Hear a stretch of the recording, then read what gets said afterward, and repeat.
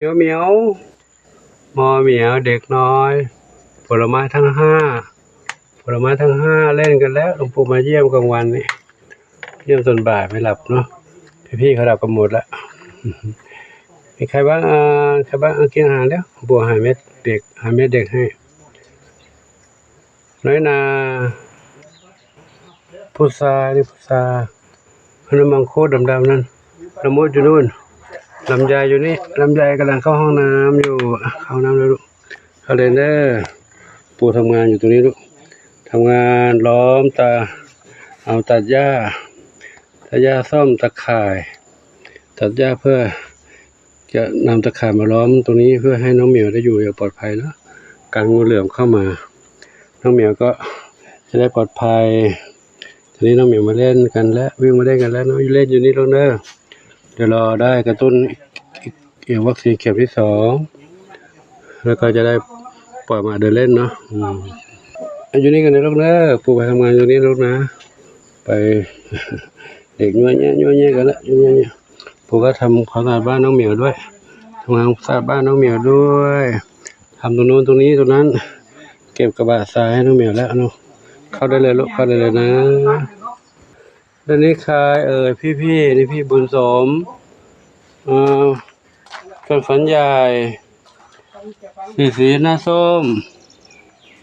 น้องเจดีนะเฮงไม่อยู่แล้วเฮงไปแล้วเจดีอยู่นี่เจดีเพชรดำน้อยขาวเทาบุญนำไม่ใช่ มนชัยอยู่นี่มนชัยดำสนิทส้มขาวใหญ่ตรงนี้นะเมื่อวานงูเหลือมานอนตรงนี้นอนตรงนี้เลยสะเด็นเจอมาเขาได้กลิ่นน้องเหมียวดิมาตรงนี้เนาะน้องชบาอยู่นี่นะชบาแล้วนี่น้องกุหลาบนอนนี้แล้วเนาะกุหลาบชบาพักผ่อนกลางวันเนาะกุหลาบชบาอยู่ในนี้ก่อนพักเพิ่งทำหมันมาเนาะส่วนน้องทางนี้ให้อยู่ในนี้ก่อนเนาะเขาชอบเดินไปนู่นไปนี่เพราะว่าน่าจะเริ่มอะไรนะถ้าทำหมันแล้วแต่เขาจะยังมีอาการติดสัตว์อยู่ไปตรงนู้นตรงนี้วิ่งไปนั่นไปนี่กลัวว่าจะได้รับอันตรายนะเลยให้พักอยู่นี้ก่อนนะพักอยู่นี้ก่อนนะลูกเนอะจริงกลางวันของปู่เขาปล่อยออกมาแต่วันนี้ไม่ได้ปล่อยเพราะเขามีอาการเหมือนกระสับกระส่ายต้องการจะผสมพันธุ์กับเหมียวตัวผู้นะกลัวเขาก็ได้รับอันตรายเลยให้อยู่ตรงนั้นก่อนนะครับเด็กเล่นอยู่ตรงนี้กันนะปลอดภัยดีลูกนะปลอดภัยดีเนอะนี่ใครนี่หนึ่งเดียวอยู่ตัวนี้หนึ่งเดียวใครหิวก็กินแล้วนะเอาทองเล็กลงมาข้างล่างแล้วทองเล็กลงมานี่แหละทองเล็กเป็นแม่นี่ก็มีอาการเหมือนกันนี่ลูกเขาเริ่มโตมีอาการจะติดสัตว์แล้วหลวงปู่ยังไม่มีความพร้อมที่พาหนูไปทำหมันเลยลูกเนอะต้องทำวัคซีนก่อนนะยังไม่พร้อมเลยนะตอนนี้ก็กำลังหาปัจจัยล้อมตะข่ายอยู่ล้อมตะข่ายกันงูเหลือมอยู่นะหนูต้องทนอยู่ในนี้ก่อนลูกนะอยู่กับลูกๆเดี๋ยวก่อนน้องๆอยู่ก่อนเรื่อยๆต้องไปรับวัคซีนก่อนค่อยทำหมันเรื่อยๆงั้นจะไม่รอดอีกจะไม่รอดลูกนะมันก็ต้องมีความพร้อมมันจะทำได้แล้วนะด้านนี้ปุยฝ้ายนอนข้างบนนู้นปุยฝ้ายนอนข้างบนอันนี้น้ำเพชรอยู่ข้างล่างตรงนี้น้ำเพชรอยู่ข้างล่างตรงนี้น้ำเพชรไม่เห็นเลยน้ำเพชรก็ระหว่างที่ทำงานก็ถ่ายภาพให้น้องเหมียวให้ฟรีได้ดูกันบ้างกลางวันตอนบ่ายๆทำอะไรกันเด็กก็นั่งเล่นกินอาหารกันตรงนี้เนาะหาเม็ดปูใส่ไว้ให้เขาหิวก็กินได้เนาะถ้าอาหารเปียกไม่ใส่ไว้เพราะเดี๋ยวจุลบันจะตอมนะเขาก็เก็บกวาด ทำความสะอาดด้านต้นหญ้าดอกหญ้าปล่อยบ้างแล้วเขาก็จะขึ้นมาอีก ขึ้นมาใหม่อีกเนื่องจากเขาเป็นพืชที่ขึ้นง่ายกับฤดูหน้าฝนนี่นะครับทีนี้ก็ถ่ายบรรยากาศในนี้ให้ทุกคนทุกท่านได้รับชมกันนะถ้าไม่มีงูเหลือมเข้ามากวนทุกอย่างก็ไม่มีปัญหาอะไรนะน้องเหมียวอยู่ด้วยกันได้ดีแล้วก็ปัญหาอีกอย่างที่จะไม่มีช่วงฤดูฝนก็คือโรคภัยต่างๆนะก็น้องที่ต้องรอทำวัคซีน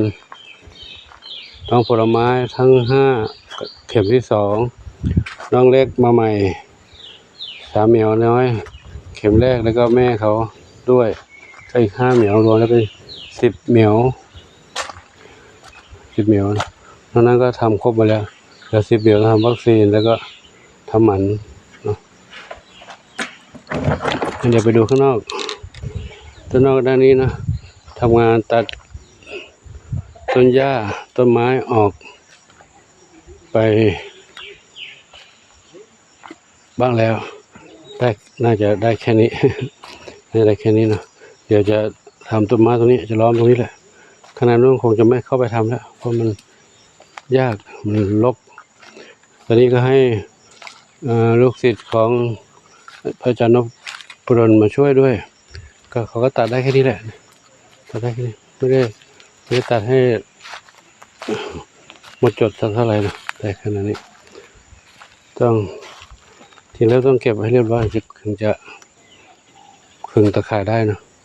ก็ยังไม่ได้เก็บเดี๋ยวต้องให้เขาเก็บก่อนเขาก็สั่งให้ก็ทำแต่เขาว่าเข้าใจแต่ทำได้แค่นี้ก็เท่านี้แหละนะซึ่งมันก็ไม่เหมือนกับที่เราคิดไว้ที่เราทำเองเราทำเองปู่ทำเองก็จะเก็บให้หมดไปกว่านี้แต่ทำไม่ไหวตอนนี้ไม่ไหวถ้าทำแล้วก็สลบแน่นอนทำงานไม่ได้เลยเดินไม่ได้เลยพอเดี๋ยวจะล้อมตะข่ายตรงนี้ถ้าทำเสร็จแล้วนะเก็บหมดแล้วก็จะล้อมตะข่ายเชือกมาริมแม่น้ำด้านนู้นเป็นแม่น้ำนะลงไปลึกแม่น้ำอยู่ข้างในนั้นเดี๋ยวถ้าน้ำมาเยอะน้ำจะดันขึ้นมานี่แหละงูเหลือมก็จะมาแถวนี้ขึ้นตรงนี้มานี่ก็จะล้อมของเก่าก็ล้อมมาตรงนั้นนะล้อมไปถึงนู้นไปถึงหลังวิหารนู้นนะเดี๋ยววันนี้ถ้ามีปัจจัยเพียงพอก็จะเอาไปซื้อตะข่ายแล้วก็เอามาทำก็ยังไม่รู้ว่าจะได้แค่ไหนนะมาล้อมได้แค่ไหนก็ทำไปก่อนก็ได้นะเพื่อจะได้ป้องกันไประดับหนึ่งก่อนตัวนี้งูเหลือมชอบขึ้นมาทางนี้มาเดี๋ยวจะกั้นมาถึงตรงนี้แล้วก็กั้นไปทางในนู้นตรงนู้นเป็นทางในนู้นเป็นวิหารเก่านี่กั้นชิดนี้เดี๋ยวลองดูว่าจะได้แค่ไหนถ้ามีเท่าไหร่ก็ต้องซื้อไปก่อนคิดไว้ว่าจะใช้30 ม้วน30 เมตรไม่ใช่300 เมตรม้วนละ10 เมตร300 เมตรแต่ไม่รู้ว่าจะได้เท่าไหร่เดี๋ยวก็ค่อยดูตอนนี้ยังไม่ได้เลยได้เพียงเนี้ย นิดหน่อยค่าซื้อยังไม่พอแต่ว่าได้ค่าช่วยค่าตัดหญ้าอันนี้ก็ต้องให้เขานะไม่ได้ให้เขาใช้เขาจะทำฟรีๆให้เขาว่าเป็นงานที่เราต้องจ้างเพราะเขามาอยู่กับเราเขาไม่ได้มาอยู่เพื่อช่วยสร้างช่วยเสริมช่วยอะไรอยู่ช่วยให้ขับรถให้พระนพดลคนนั้นขับรถดูแลตรงนั้นแล้วให้เขาไปเข้าตรงนี้ก็ต้องจ้างเขาตรงนี้เดี๋ยวก็มีปัจจัยมาบ้างแล้วแหละแต่ก็จะให้เขาไปทำแต่เขายังทำไม่เรียบร้อยอะไรนะเขาให้ทำเพิ่มที่หลวงปู่ทำเมื่อเช้านี่ต้องเอาให้หมดตรงนี้นะแต่ก็ยากอยู่นะทำยากเหมือนไม่เหมือนทำช่วงหน้าแรงทำปุ๊บเดี๋ยวก็ขึ้นอีกทำแล้วเดี๋ยวขึ้นตอนนี้ก็ต้องทำกั้นแต่หญ้านี่ ห้ามไม่ได้นะยาจะไม่พ่นยาถ้าพ่นยานี่ก็ตายแต่เมื่อหมดฤทธิ์ยาเขาก็ขึ้นไปอีกนะแต่เราจะใช้วิธีกั้นตะข่ายเชือกเอาตะข่ายเชือกกั้นจากโน้นมาถึงตรงนี้ถ้าเมื่องูเขาไม่สามารถเลื้อยขึ้นต้นเสาได้เสานี่นะเสาที่เขาขึ้นได้ก็คือเขาขึ้นจากพื้นไปหาสายเสาขึ้นไปที่เสาแล้วเขาก็ไปห้อยตัวลงข้างล่างข้างในนู่นห้อยตัวลงก็เลยตกไปข้างล่างไปหาน้องเหมียวข้างล่างงั้นเดี๋ยวจะกั้นตะข่ายข้างล่างนี้ครั้งก่อนมันมีแล้วแต่ว่ามันขาดงูมาติดตรงนี้เคยมันงูเข้ามานี่ติดตรงนี้มาติดตรงนี้ตัวหนึ่งก็ทำให้ตะข่ายขาดไปต้องหามาทดแทนปีนี้ยังไม่ได้เริ่มใส่ก็กำลังจะมาเนี่ยกำลังทำนี่แหละคิดไว้ก่อนที่จะเข้าสู่หน้าฝนแล้วแต่ว่าปัจจัยไม่เพียงพอดูแลเรื่องน้องเหมียวด้วยทำวัคซีนอะไรจะป่วยด้วยนะก็เลยเพราะกองทุนน้องแมวเราไม่มีกองทุนน้องแมวไม่เหมือนบ้านอื่นๆเขาจะมีพร้อมทุกอย่างเขาสามารถทำได้ดีและปลอดภัยกว่านี้นะอันนี้ปู่ทำได้แค่นี้แหละเพราะว่าทุกอย่างก็ต้องพึ่งศรัทธาของสาธุชน FC ถ้าไม่มีก็หมดหนทางที่จะดูแลได้นะครับน้องเหมียวน้องหมาน้องเต่าน้องตายน้องไก่ครับก็เดี๋ยวขอยุติคลิปนี้ไว้เท่านี้ก่อนเนาะปู่จะทำงานต่อขออนุโมทนาสาธุกับทุกท่านที่ได้รับชมรับทราบเรื่องราวต่างๆขออำนวยพรทุกท่านพบความสุขความเจริญ